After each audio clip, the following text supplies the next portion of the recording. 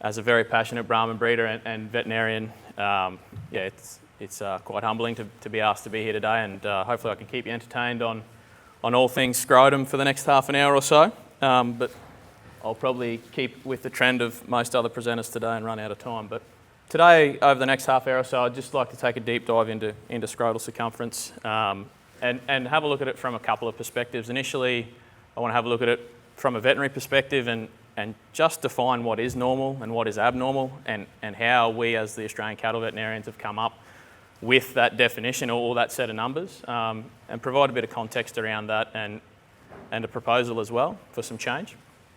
And then secondly, I'd like to have a look at the genetic correlation between scrotal circumference and both male and female traits, particularly obviously when associated with fertility.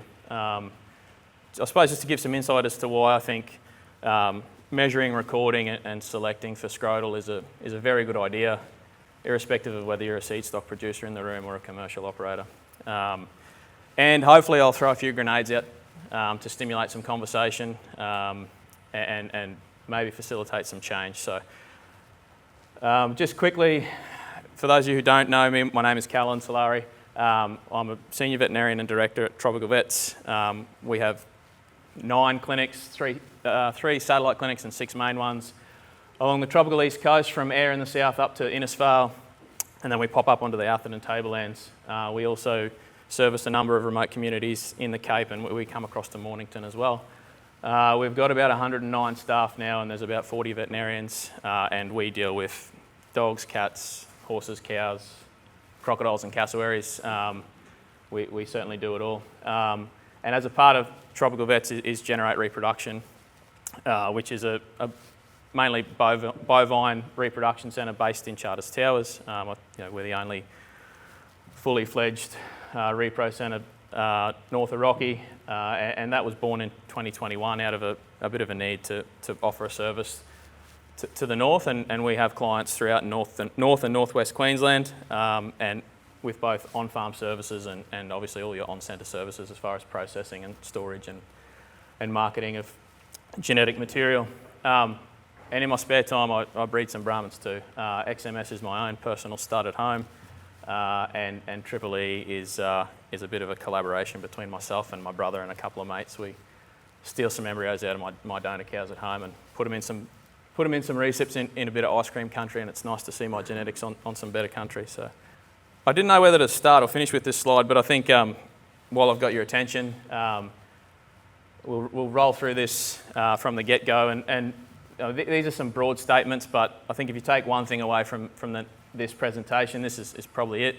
And I know it's not good presentation technique to read from the slide, but I think this one's pretty important, and I'm going to read directly from it. So why we're talking about scrotal circumference is because measuring scrotal circumference by a standard and repeatable method can indicate the likelihood that a bull has reached puberty and whether testicular development is within the normal range. So that's the first part of our conversation today. Scrotal circumference is also a good indicator of daily sperm production, particularly in young bulls, and it's fairly constant at about somewhere between 9 and 12 million per gram per day, million sperm. It's a highly repeatable measure, and it is highly heritable, and particularly so in our breed, and we'll highlight that a little bit later on. It's correlated with most sperm traits. It's also correlated genetically with earlier age of puberty and some other lifetime female reproductive traits, and we'll look at that towards the end of this conversation. And importantly, it's measured at 400 days for data entry into breed plan, and we'll also touch on that. So I suppose it's a really good overview of what we're about to do. This is a bull check certificate. For those of you who don't know what it is, bull check is the new term for a VBBSE, or Veterinary Bull Breeding Soundness Exam. The Australian cattle vets thought that was a bit of a mouthful, and I appreciate it now being a bull check. And following on from Callum's presentation, I was about to stand up here and tell you that if you're a bull breeder and you're not offering your bulls with a bull check certificate, then I think you're opening yourself up to some risk, and I would strongly encourage you to start doing so. And if you're a bull buyer, if you're buying bulls without a bull check certificate, I think you're crazy, because why would you buy something you don't know if it's going to work? And basically, a bull check exam is a very simple, economic, quick screening tool.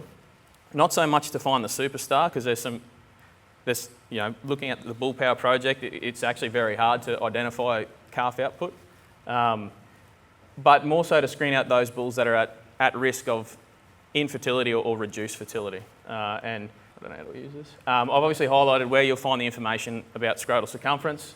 There's five key components of a bull check exam, and the scrotal measurement is one of them. So obviously that's the scrotal measurement of this bull here at 32.5. And we also obviously palpate and check out the contents of that scrotum when we're behind that bull as well. And any of the detail is found in the lower part of the bull check certificate. So yeah, I thought it was a good way to start. Before we get too far into scrotal, I think it's really important to understand measurement technique, whether you're inputting data as a seed stock producer. Well, that's the main reason. I see many producers and many young veterinarians use an inappropriate technique. So very quickly, I tell most people to have the palm of their dominant hand towards the head of the bull, because we don't want our fingers or thumb between the two testicles, because we will inadvertently increase or artificially increase that scrotal circumference. We want to put downward pressure on both those testicles and draw them into the bottom of the scrotum so that there's no wrinkles in the skin anymore. And that's when we'll assess those testicles for symmetry. And then we pop that, the reliable bull tape. Hopefully most of you know how that works, but that white housing is a pressure indicator, and that's a really good example of where we'd take a scrotal measurement. There's about 2 mil of the green indicator poking out on the left-hand side of that tape, and that's how we take a scrotal. And it's important that we're using the right technique if we're going to be feeding data into breed plan and making selections based on it. So yeah, just sort of quickly touch on it. When I was a boy, this was when I first got my ACV accreditation to bull test, this was the chart that I got. This is how we determined what was normal and what was abnormal. And it's pretty crude. We're using 5 categories to bunch all breeds into, and it's strictly based on age. And so what I wanted to talk about for the next little bit is some change and some findings from a study done by Jeff Fordyce and some of his associates, where they set out to work out what is actually normal for scrotal circumference for beef breeds in Australia. And they looked at over 300,000 measurements from various research projects and breed societies, and then they looked at those scrotal measurements versus particularly age and weight. And I'm just going to highlight some of the findings. So this is now more reflective of what we're using. So we're now using breed specifically. We've got breed specific data, and importantly, we're using weight, and I'll show you why. So the work that Jeff Fordyce did, when he put all that data together and he looked at scrotal circumference with age as the reference point, you'll see, so each line is a different breed, but you'll notice that there's a fair spread there when we're using age. There's, and there's not a whole lot of consistency in those graphs, in those curves, sorry. And if we look at what's called the 90% confidence interval, that's this number to the side of each breed, and we'll use Brahmins because we're at the Brahmin conference. It's plus 6.7 centimetres or 67 mils. What that means is if you drop the bottom 5% of measurements out and the top 5%, the rest of the 90% of the breed fits within 6.7 centimetres of any point on that graph. So the range is 13 centimetres. So there's what they showed was if we're using age only, we've got significant breed variation, interbreed variation, and also significant variation within breed. The other key reason why we're using age is an issue, and again, particularly for Brahmins, when we have a look, we're at the bottom of this chart, is because there's a direct link with nutrition and average daily growth with scrotal circumference. So when we look at it by weight, we've got a much tighter spread. So all of those breeds are now within about 5 centimetres of each other at any point. Aside from the Wagyu, I can't work them out. So what we see is using live weight is a much more accurate and a much more fair way of assessing what is normal for scrotal circumference. You'll also note that if you have a look at that 90% confidence interval, we'll use the Brahmin again. He's gone from 67 mils to 50. So we're a lot tighter within breed as well. So to give an example, if we're going to use, what are we going to use here? 500 kilos for a Brahman is, let's say it's 32 centimetres, then 90% of the breed is going to be within 27 to 37 centimetres. But this clearly proves that we need to be using weight, not age, to determine what is normal as far as testicular development goes in beef breeds in Australia. And this is specific to Australia. There's regional variation. This would be different if we were in the States or in Canada. This study showed that. So then we've got to work out, oh, my titles are off. Then we've got to work out, well, what is the minimum threshold and what are we going to accept as normal? And the recommendation from that study was that we would throw away the bottom 5%. So this graph represents what that minimum threshold is using the 5% criteria. So as an example, recently I assessed some bulls that were pre-pubertal, so there's no way I could do a semen test on them. They were purchased young, they're coming to the territory. And so we conducted a full physical exam and a scrotal measurement, and I tipped a number of those bulls out because their scrotal development wasn't in line or above the minimum threshold. So just we identify those as increased risk that their testicular development is going to be abnormal, and when we start talking about the links to reproductive traits, you'll see why we turn them out. You can also use, as I said earlier, scrotal circumference is a really good indication of when a bull's starting to reach puberty. By definition, that's 27 to 28 centimetres as a scrotal, but this same study suggested about 75% of the average scrotal at 600 kilos, which was pretty close. But broadly, there's two definitions, and as I said, one is scrotal circumference at, let's say, 28 centimetres, but also the ability to provide an ejaculate of 50 million sperm per mil is considered puberty. Won't stick on that for too long. So my first grenade that I'm going to throw to Brahman House is that, and I have sent 2 bull breeding soundness books down, is that ABBA should adjust their scrotal circumference reference to a wage-based criteria rather than an age-based criteria. I think that will reflect the most up-to-date science and knowledge that we have. And I think it's then up to the breed society what they want to do with the minimum threshold using the graphs that were provided. Very quickly, just to break it up, I thought we'd quickly just, as I said, when we're behind the bull, we're having a look at the scrotum and its contents, the neck, the skin, the testicles and the epididymis. Just very quickly, the pampiniform plexus is a very important structure in the scrotal neck. It's essentially the air conditioner for the testicles. There's a reason that mammals have a scrotum and the testicles are descended outside the body. It's because sperm production is best at about 35 degrees. A beast runs at about 38 to 39.5.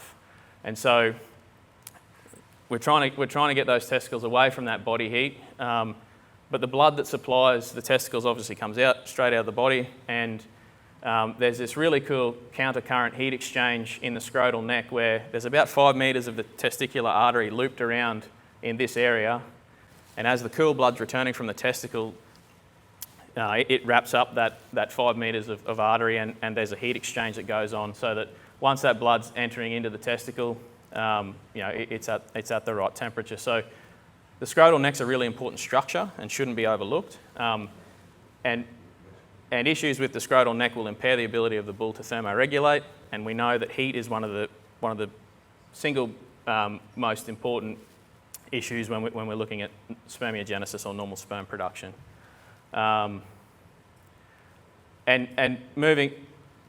looking at the scrotal neck and overfed bulls, that part of the significant issue that we see is this is a scrotum from a bull that was well fed, and his scrotal neck's full of fat. So that fat's sitting around that air conditioner system, and that's impairing the ability of that aircon to work properly because it's completely insulated. And so we're going to have some dramas with thermoregulation, we're going to have some dramas with sperm production. This on the left is a varicocele, again in the scrotal neck, so that's basically those blood vessels have expanded, and that system's also not going to be pumping efficiently. So a few dramas of scrotal necks. Some of the more common testicular things we see, the testicles on the right-hand side, there's asymmetry there. That's probably that's going to be more than 20%, which is under 20% is considered normal variation, but once we're starting to see more than that, one's either too large or the other's too small, and we've got some issues. that fella in the middle is obviously a crypt orchid. He's only got one, and this little, the bloke on the left-hand side that's just genuine hyperplasia. He'd be well below the 5% minimum threshold, and he needs to get tipped out. But as Noakesy said, stealing my thunder a bit, bigger isn't always better. And I mean, this bull on the left-hand side, or sorry, you're right, he's got orchitis or infection in that testicle, but I think scrotal neck structure and pendulous testicles are also a significant risk, particularly in our breed, and we see much more of it as those bulls age. I would honestly tip more bulls out pre-breeding, like herd size, on physical faults rather than their semen. So obviously that bull's trotting along and his nuts are slapping up against his guts, and the trauma's going to cause inflammation, and his sperm production's not going to be ideal. So just keep that in the back of your mind when you're selecting your size.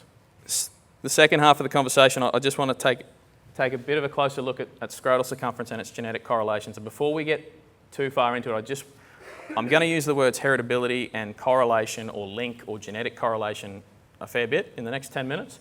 So just practically, the heritability value is a score from 0 to 1.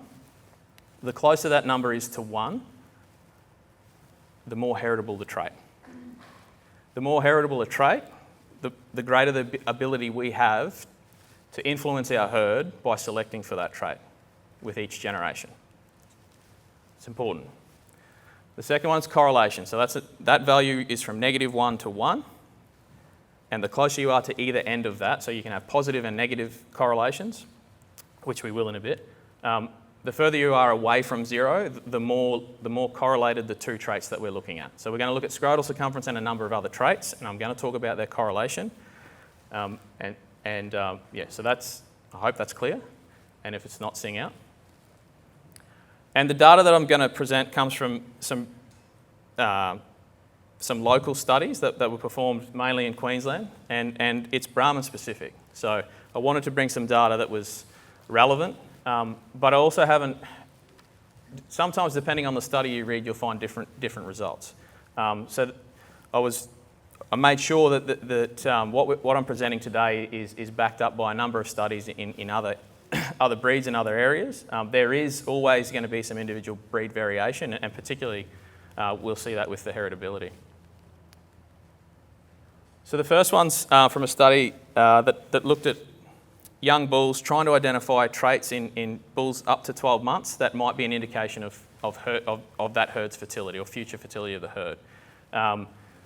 And the cows that these bulls come from were recorded, and they were actually bred for another project. So they had a whole heap of data on puberty and their reproductive performance, and that's how we can link the two. There's about 4,000 head. Let's say there was 2,000 Brahmins and 2,000 tropical composites. And basically, I just want to highlight that the heritability of a scrotal circumference of a Brahman bull at 12 months old is 0.64. Now that's strongly heritable. And when we have a look at the tropical composite, we'll see there's some variation there, and it's within, these brackets indicate the standard error range, but basically there's a significant difference between heritability at 12 months of a Brahman compared to the tropical composites, so I think that's important. They then measured a whole series of traits, and they're summarised in this table. But what I wanted to highlight here was, again, scrotal circumference at 12 months of age was strongly correlated to the presence of sperm at 12 months of age at 0.64. It was moderately correlated to a percent normal sperm as a 2-year-old bull, but also negatively correlated to the age of the CL, or age of puberty in his dam. So this is a negative correlation. So what that means is the higher the scrotal circumference at 12 months of age, the lower the age of his dam when she reached puberty. So that's the negative correlation. That's clear? There's a second study with the same cohort of bulls. They took them out to 2 years of age. Again, I just want to highlight the heritability difference between the Brahman and the tropical composite, but I also want to highlight how consistently strong that heritability is. That's significant heritability in the Brahman breed. And then if we have a look, this is a bit messy and you probably can't see any of that from here, but basically where the two arrows are is scrotal circumference at 12 and 18 months, and there's consistent correlation, positive correlation between the scrotal measurement at 12 and 18 months and all of these other indicators, which include mass activity, motility, and percent normal sperm. So just to summarise those last few tables, because they're pretty messy and a bit sciencey, but take-home message is that scrotal circumference is highly heritable in Brahmins, particularly when measured between 12 and 24 months. And scrotal circumference, particularly at 18 months of age, is strongly correlated to the major semen traits of mass activity, motility, percent normal sperm. And there's another study in Nellore bulls that suits this data set as well, where they found a negative 0.8 correlation between scrotal circumference at 18 months and sperm abnormalities, meaning the greater the scrotal circumference at 18 months, the less morphological abnormalities those bulls had. Just now going to quickly look at scrotal circumference and its link or correlation to female traits. This is another good data set. It's Australian data and it's Brahman and tropical composites. And both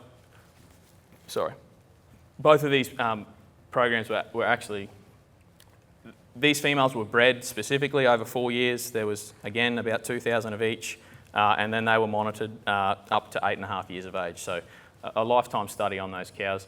There was about, I think, 52 and 58 sires used to breed these females, and it's a really interesting study. And I'm just going to focus on scrotal for the purposes of time and my presentation, but there's a whole heap of information in here that I think is worth reading.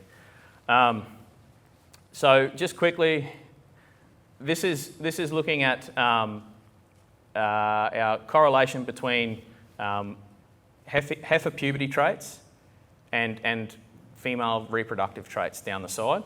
So what I wanted to highlight is the age at CL and the CL at joining. So before these, on day 0, before these cows were joined to a bull, everyone was scanned, and there's practically this is a much easier thing to measure. We do a lot of heifer fixed time AI programs, and I won't submit a heifer into an AI program now unless I've scanned her ovaries. Because essentially, if she doesn't have an appropriate repro track score, I'm going to waste your money and I'm going to waste your semen. So I think this is a really good measure and something that we can use in real life. And it's obviously correlated to the age at CL as well. But basically, the younger that heifer is showing puberty or got a CL on her ovaries, then there's significant positive correlations with her first mating conception rate, pregnancy rate, calving, weaning, and days to calving. And similar with the CL to join, we have to disregard this number. It was an anomaly. Those heifer puberty traits do tend to become less correlated as we go down that chart. Those numbers become less significant. So the key take home is age at puberty is strongly related, or generally strongly related to mating 1, but we do have a positive correlation between age at puberty and lifetime production. When we look at bull traits and reproductive traits, again, I'll highlight age at CL and CL at joining, and we're going to dive straight down to scrotal circumference. And I just wanted to highlight that the significant or moderate negative correlation between, so the bigger the scrotal circumference at 12 months, the younger the heifer at first puberty, and it obviously makes sense that the bigger the scrotum at 12 months, the more heifers that had a CL at joining. When we start to look at mating 2 and mating 3 and lifetime production, again those traits start to drop. What I did want to highlight on, so this table looks at again those bull traits measured against mating 1 results, sorry, and I just wanted to highlight the days to calving link between scrotal circumference at 12 and 18 months and this negative 0.3. I've got a slide a little bit later from Breed Plan that they actually adopt that same correlation when running for Brahmins when running their calculations. So this is mating 2. Again, scrotal circumference at 18 months is correlated. They would all be considered low to moderate correlation between all of these female outcomes at mating 2. And then at lifetime mating, there's actually not a great deal of correlation between scrotal circumference at any age and lifetime female production. So that's also important to note. Scrotal circumference is not going to fix everything. This is some data from ABRI that this plots the days to calving EBV against the scrotal circumference EBV of Brahman sires with 50% accuracy for scrotal circumference. And what it clearly shows is that that very clear link, and as I said, it's about -0.3 between scrotal circumference and days to calving. So the bigger the scrotal circumference, the lower the days to calving. It's pretty clear. Interestingly, when we increase the accuracy of the measurements, it's a more profound relationship. So it's hard to see from probably where you are, but there's 2 lines in here. There's an orange line that runs here, and they're sires that have an accuracy of 50 to 75%, and there's a blue line that runs through here, and they're sires that have a scrotal accuracy above 75%. So the more accurate our measurements and the more accurate our data, the more profound the relationship between scrotal circumference and days to calving, which we're currently using as our premier indicator for female fertility. So again, just to summarise, scrotal circumference correlations to female repro traits are stronger at an earlier stage in the female's life, particularly around puberty. There's consistent, moderate correlation with scrotal circumference and days to calving.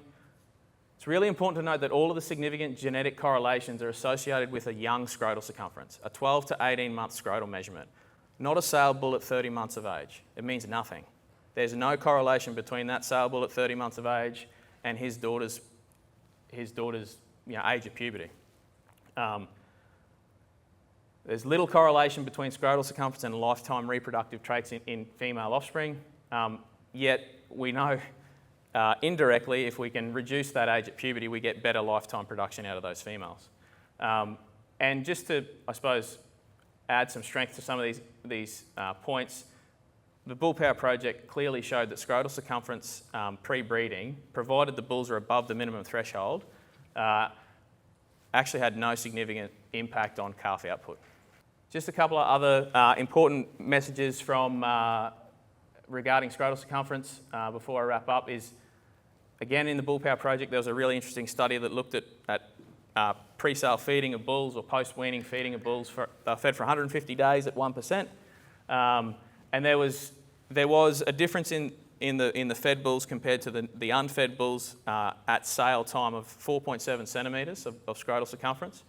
When those bulls were relocated to a new property and remeasured 12 months later, there was 0.4 centimetres of a difference between the 2 bulls. So all of the benefit of pre-feeding is pretty much completely eroded within 12 months of relocation and out in the paddock.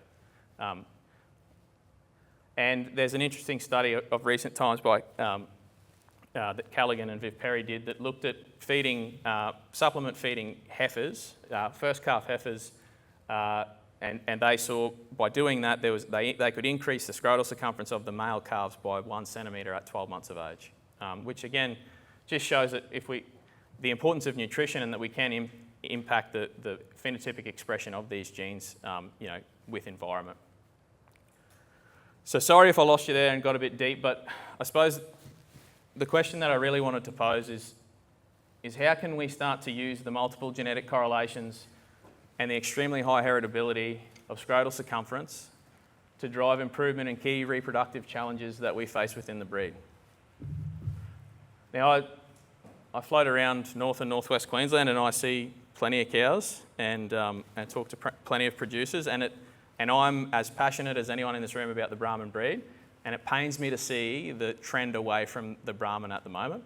And I'll tell you now that the 2 most common issues that we have, and similar to what Callum said earlier, our constant pursuit of carcass and growth has absolutely caused some issues in reproduction.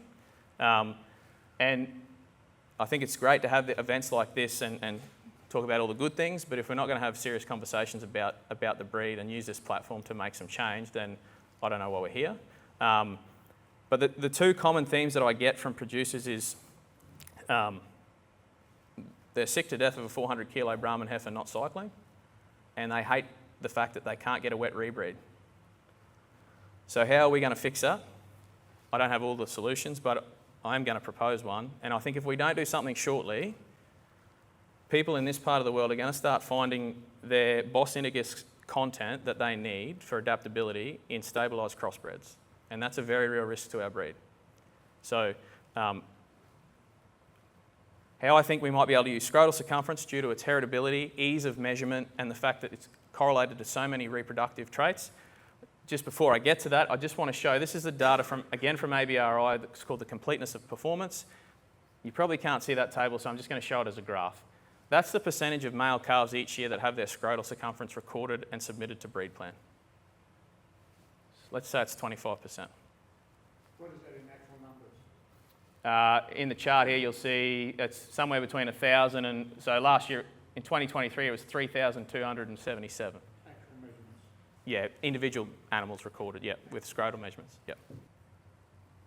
So my second grenade, and many won't agree with this, but I think all recorded males with the ABBA should have a 400-day scrotal required for them to achieve full registration. Now, breed plan allows you to record that measurement between 300 and 700 days. You can make more than one measurement on the same beast, but they will only use the first one for the scrotal circumference EBV. But if we can increase our accuracy and increase the data submitted on scrotal circumference, I think there's a whole lot of spin-off positive impacts that we can have, and I'd really encourage us to move away from raw data at sale time. It's almost meaningless. Carcass traits, IMF, EMA, the impact of environment and sale preparation on those raw data measurements means that the value of them is very small in your herd genetically. And we do need to turn our attention to real information that's going to make actual change in your herd.